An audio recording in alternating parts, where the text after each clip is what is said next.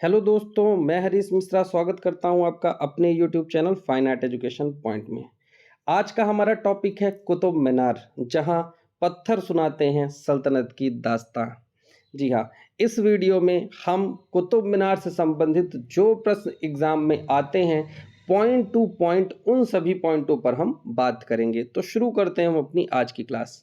सबसे पहले कुतुब मीनार जो है कुतुबुद्दीन ऐबक के द्वारा दिल्ली सल्तनत का प्रथम शासक बनने के बाद अफगानिस्तान की जाम मीनार से प्रेरित होकर के 1199 यानी कि 12वीं शताब्दी में दिल्ली में एक मीनार का निर्माण कराया गया, जिसका नाम कुतुब मीनार रखा गया।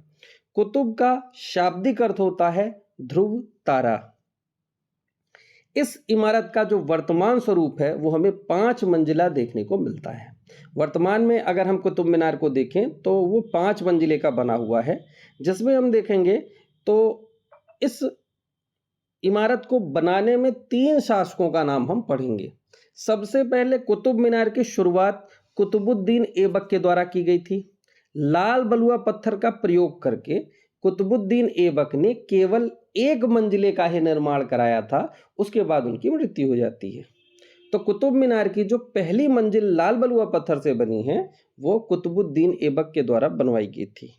उसके पश्चात इल्तुतमिश के द्वारा उसी लाल बलुआ पत्थर से दूसरा, तीसरा और चौथा मंजिला पूर्ण कराया गया था। यानी इल्तुतमिश ने कुतुब मीनार का काम पूर्ण कराया।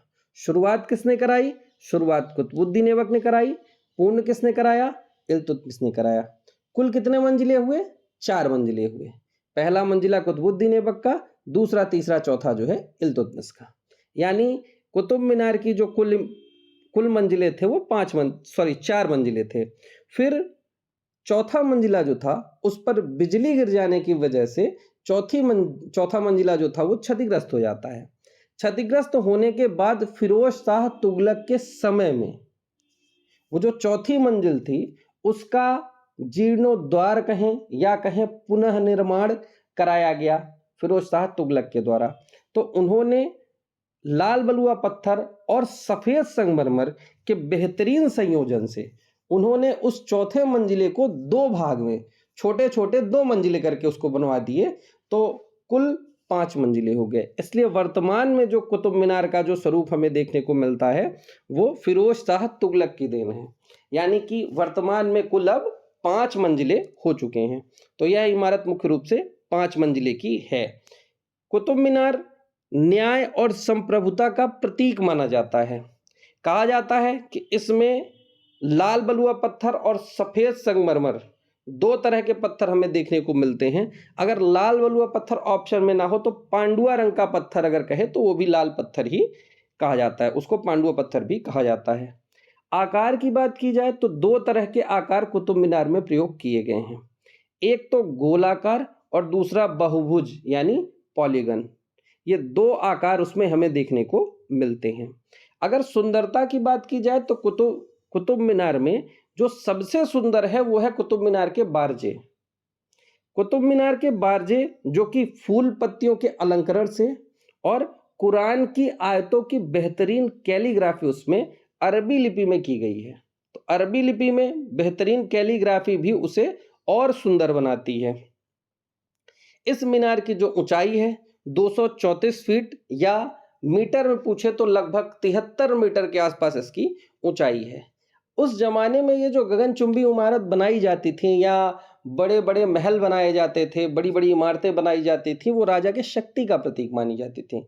यानी कि जितना बड़ा शासक होगा, जितना बड़ा राजा होगा, वो उतनी बड़ी इमारत बनवाएगा। तो उसकी बड़ी इमारत उसके शक्ति का प्रतीक मानी जाती थी। इस मीनार पर ऊपर जाने के लिए 379 सीढ़ियां बनाई गई हैं। इस मीनार को जब हम देखते हैं तो इसका जो आधार है उसकी चौड़ाई ज़्यादा है और धीरे धीरे ऊपर जाने पर इसकी चौड़ाई क्रमशः कम होती चली जाती है। और इस इमारत का जो प्रयोग है वो मुअज्जिन नमाज की अजान देने के लिए इस इमारत का प्रयोग करता था।